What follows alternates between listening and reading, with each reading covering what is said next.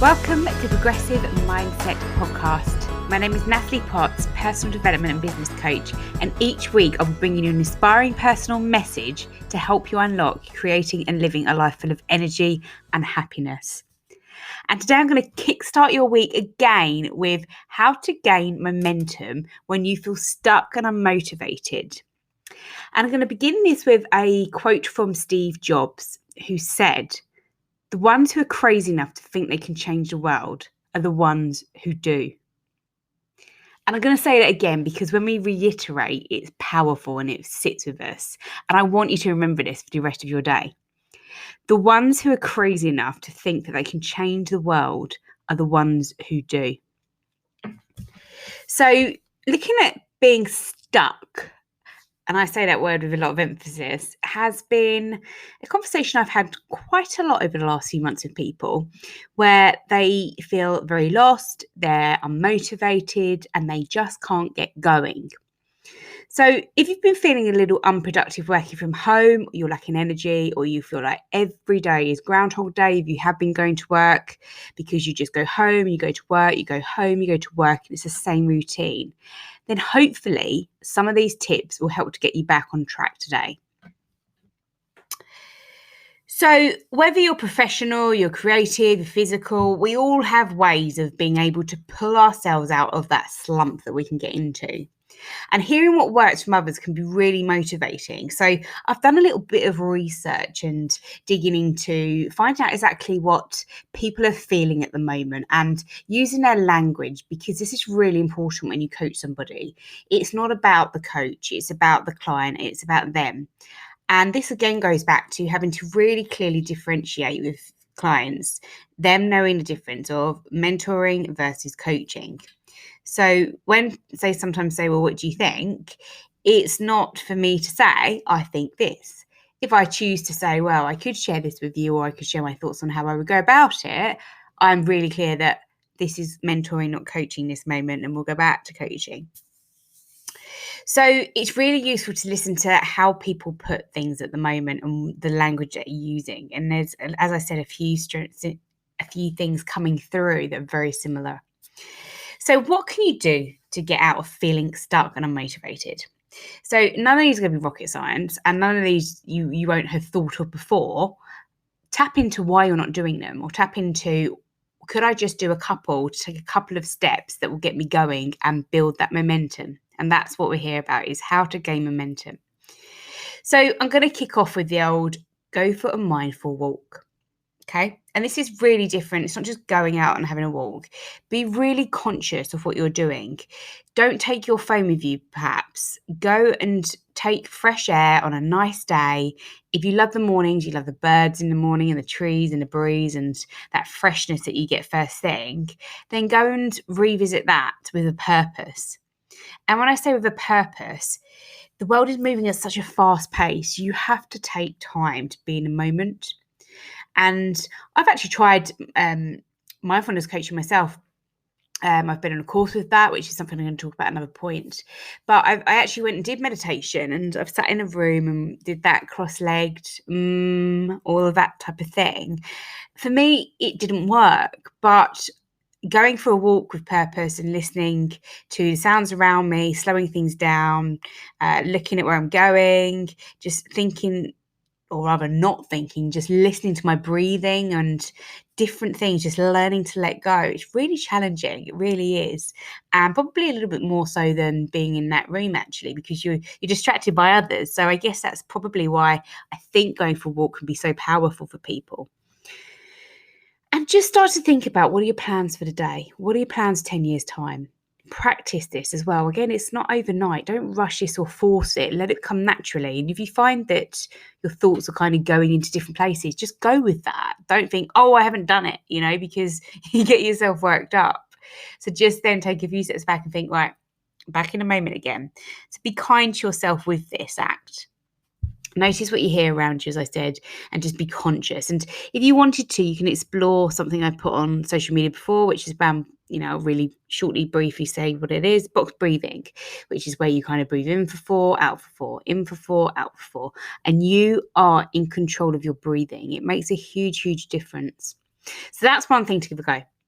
Read old thank you notes.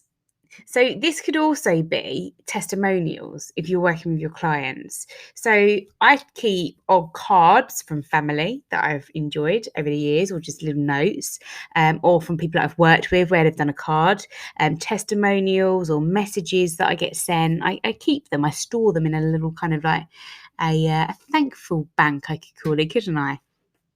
But I do literally have a folder in my emails that's very separate for this. And you might be thinking, well, what's the reason for that? So I make myself consciously go and check those when I'm having a crap day. Okay. And we all have those crap days because we wouldn't be saying we're stuck if we didn't. So when I'm having days where I feel really down and I'm flat, I will go to those and I'll have a look through, and it just gives you that kick of, this is why I do what I do. This is love, why I love what I do. And I am enthusiastic. I do have energy. I don't quite feel it today. I don't quite feel it at the moment, but actually, no, this is why I do it. And it gives you that empowering feeling. And it's the same as when you're kind of looking at gratitude as well. Really look at and reframe, how have you given value to someone else's life and made a difference, and see how that feels for you. Listening to an audiobook. So they say the average CEO, I say average quite loosely, but they say that most people in very high leadership roles, very successful people, read a book a week. That's 52 books a year. So granted, I don't often get the time always to sit and read a book. I do listen to a lot of audibles. I love them because you can literally jump on one when you're in a car and have it on. You can do it whilst you're doing errands or the housework, and it just gets you fired up and active. And don't be short-sighted in knowing how much sits in your subconscious sometimes. I truly don't think we realise how impactful it can be and the amount of information that we can take in as well. So give it a go. If you haven't ever listened to an audiobook, or I could say even a podcast, then give it a go. But don't think that that's you being productive just because you've done that. Be aware of what you're doing, because often we can listen to things, but then we just, it's like reading a book. But if you don't take knowledge and implement that knowledge, it loses its power.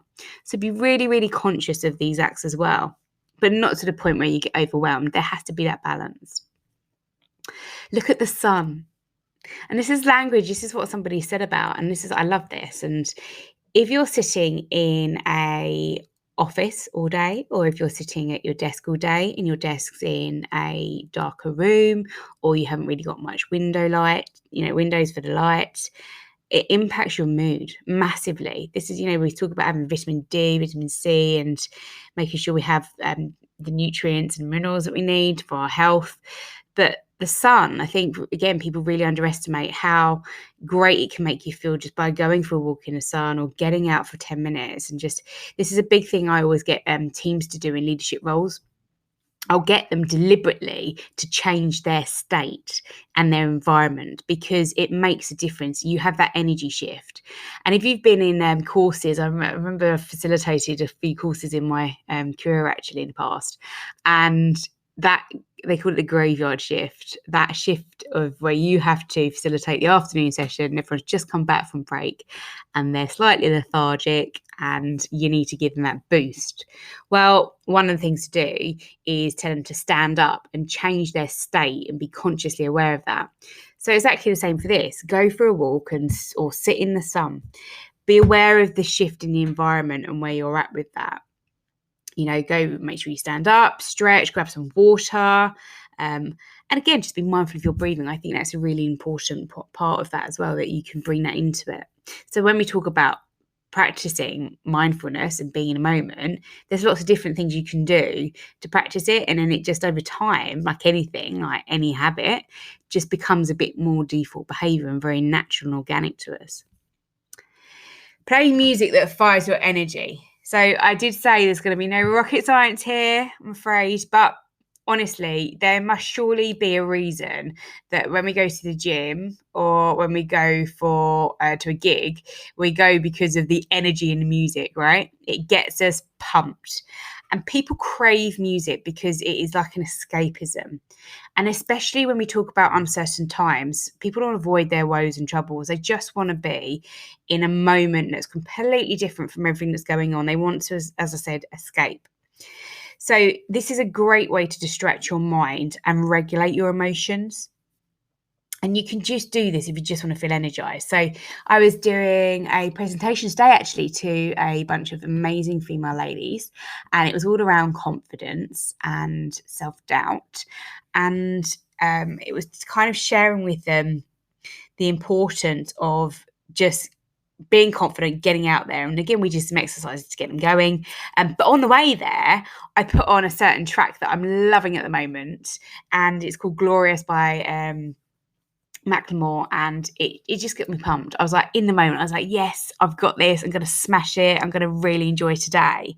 So exactly the same as, I did the same with the gym, but if you go for a walk, whatever you do in your world, or it might be that it's a chill factor for you, that you get home, you have a glass of wine, you sit down and you want a bit of, chill music, a bit of magic, or you want to have a bit of classical music on because it just makes you kind of breathe and relax and change your state.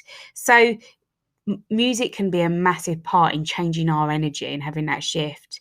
But also just be aware of the music that sometimes, when we switch the radio and suddenly that song comes on and we're hit with a memory or an experience and we think, wow, that's taken me back. So just be really conscious that not always music can take us to memories that we want to remember. Potentially we're trying to find that more energetic state. Celebrating a win. And this again is something that, very much in leadership teams and just generally in life, people do really badly. And I'm going to that's really clear here. People do not celebrate what they do well enough. And I'm not talking about celebrating or looking at your strengths and what you do. I'm just talking about a win. What have you done really well today? What has surprised you in yourself that you did as well? Or what have others noticed about you? And let's be honest, there should at least be one thing every single day. You should be easily able to draw upon a positive from your day that's made it a success. And I say easily, but it's not always. And I do know that, but really focus on it. If you find this hard, maybe think of something that you're grateful for. And again, this just starts small.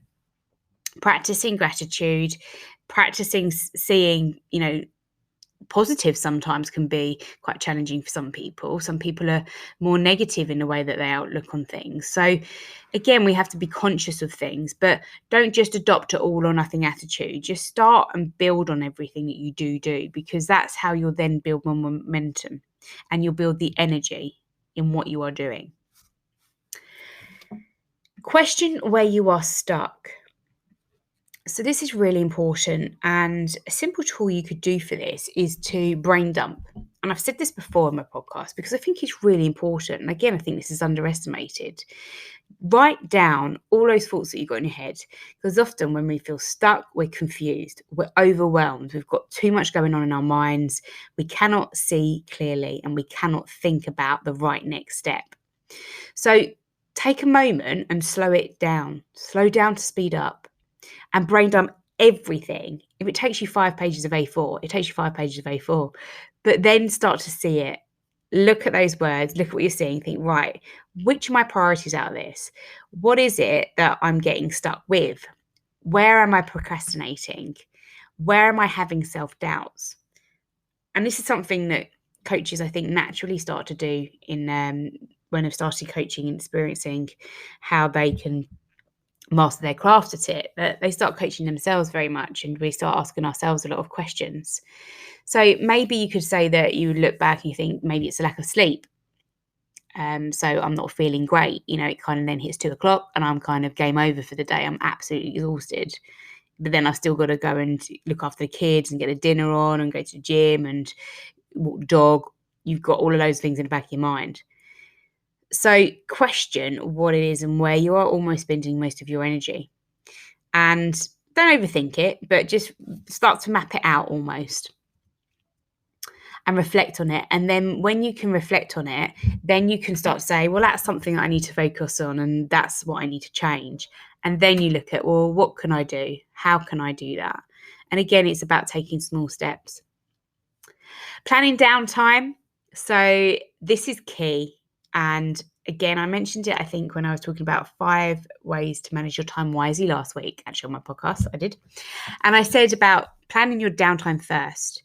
And when we're overwhelmed, it's often because you just need rest. You need some time out. So find something that you can do which just relaxes you. And some people sit and say, well, I don't listen to Netflix, watch Netflix. I read my books and I chill. That's great. But sometimes that doesn't help the person that just wants to watch Netflix. It's not a bad thing just to sit and have a little binge of Netflix for once, because it is that sometimes for some people, it is that state of just watching something and not having to think.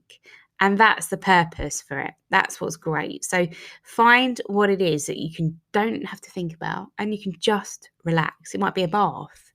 You get those bath salts and those candles going, set the mood. But again, I think a lot of this is coming back to changing your environment, but you have to be consciously aware in making that shift as well. You can't just think, I want this and it's going to suddenly happen. You have to be consciously aware to then take action and build momentum step by step. And finally, so this is one of my favorite ones actually, but it comes with a warning, and it is give yourself a reward. And what I love about this is the fact that, again, that this can work for people that are very driven, because they can see where they want to get to. They can know what success looks like. They know what it feels like. They're really clear on their goals. And in the book, The Chimp Paradox by Steve Peters, he mentions about the emotional side of the brain, and he calls this the chimp. Okay. So for me, I'm a very visual learner. So I just see this chimp jumping up and down in my head when I think thoughts that aren't going to serve me. So maybe I want a bit of chocolate. Yeah. And I'm like, I really want chocolate. I really want chocolate. It's the chimp going nuts in my head. It's not the rational thinking, it's the irrational thinking. And I need to either exercise a chimp. This is what Steve talks about, which is about getting out what is going on and maybe talking to a friend, just getting out there. Then he talks about boxing him. Yeah. And I say him because I can visualize him jumping up and down my head. The human talks the chimp down. No, I'm right. I know what I need. You don't know what you need from me. I know. And you literally talk it down. But that's probably harder almost, I think, sometimes than exercising the chimp. And the third part he mentions about is giving the chimp a banana. So you can see why I love this visually, because I just think, right, here you go, have a banana. And this is slightly short term, but it's about creating distraction. So it's not something that would be a long-term solution. But I think it was really visual and great to think of it in a different way. But going back to the part of giving yourself a reward, that's that part of the banana. So it could be that you say, I've worked a really long week. At the end of the week, I'm going to go for a little cheeky Nando's, or I'm going to have a little cheeky gin or glass of wine, or, I'm going to go out for dinner with my friend. That's what the banana is. It's a small little reward. And everybody will do something different. I might be thinking very not dreaming big enough here, and people might be thinking of something like they're going to go away suddenly spontaneously. I'd love to do that. Maybe I need to challenge myself more. But think of something that could be a small reward to you. Or it's that you work, you get focused and you think, I really want a bag, or I really want that jacket, or something materialistic. I don't know, or anything. It doesn't have to be materialistic. It could even be, I really want to get on that course, but I'm only going to do it when I've completed the 3 months of the course before, or I feel ready and I've read the books that I need to, or I've had a good week, so I'm going to go for the Nando's, I'm going to have the wine in the gym, or I've had a good 3 months, I've achieved my sales targets, I'm going to go and purchase that bag I really liked, or that coat I really liked. So really think of little incentives almost, and these are really powerful because I think it really just helps keep our focus and keeps that energy to, I have, like we do sometimes need to give ourselves a break at times as well. And we need to, say that we do deserve some things. Don't always be so hard on yourself. So I thought that was quite nice to kind of round off on, is give a little reward to yourself and work that out. So when we then start to do this can really help drive and accelerate getting things started. And often, the same as when we procrastinate or we have fear, when we just take that first step and take action, and that's action on everything, then we start to create momentum because we're like, do you know, I got over that, it wasn't too bad. Half the time, that's just the issue, is just getting through the first bit of it. It's like starting a diet, isn't it? The first 2 weeks are really hard almost. And you just have to get through those. And then afterwards, it just becomes a bit more normal or routines, and it's easier. Things get easier. You don't rock up to a gym and suddenly lift the weight that you think you want to. You have to build on things. You don't suddenly go to a coach and then suddenly have all the knowledge you need. And the same, when you rock up to school and have everything we need, it'd be great. It doesn't work like that. You have to build things, and it's exactly the same with ourselves. We have to build the development and the areas that we're focusing on within ourselves. So my question to you is, what could work for you? Because you need to find what does. And it's no point me sitting here and saying, right, go and celebrate a win more. You never do that. And then it just doesn't sit with you. Go and think about what things could you start? How could you build on this? And then that will help you, because it's really important that you're committed to it. No one else. You have to be. And when I kind of ask clients at the end of the session, what's your commitment to this? Like, out of 10, come on, how committed are you? I want them to be a kind of 8 or 9, 10. But then if they're a 4, that's fine. Let's look at how do we get you to closer to a 10. So really break things down and really get the commitment from yourself on this, and hold yourself accountable. And then just know that you have to start building, and just do it step by step. And then you will start to see that it gets easier, and you will start to hopefully feel less stuck and more motivated. So that then rounds off to you regaining momentum and not feeling stuck and feeling motivated. So a huge thank you for listening to my podcast today. If you haven't yet listened to my podcast from last week, as I said, it was on 5 ways to manage your time wisely. So I highly recommend you go and check it out, especially if you're finding that, okay, you've got the momentum now. Now I need to kind of tweak it up a gear, and I need to make sure I've got all of my time set wisely, and I'm planning my week really well. There's a few nuggets in there for you. And I'm going to put the link in the description of the podcast to this episode anyway, so you'll have it. But please connect with me on all of my social media. I love hearing from people. I love hearing constructive feedback, or what you've loved about things, what you'd like me to talk about more. I'm Natalie Potts, coaching everywhere, apart from my Facebook community, which is Living a Vibrant Life. And I really want to hear from you. So drop me a question, share this with a friend. So maybe this could be your, I don't know, what do we call it? A goodwill gesture today, or random act of kindness. If you know it could help somebody, even if it's just one thing. Make sure you leave a review for me, because that really helps me know how I can improve myself, my development, because that's what I'm also focusing on every single day, is becoming the best version of myself. So yeah, thank you very much for your time. And as usual, have a great day and have a great week.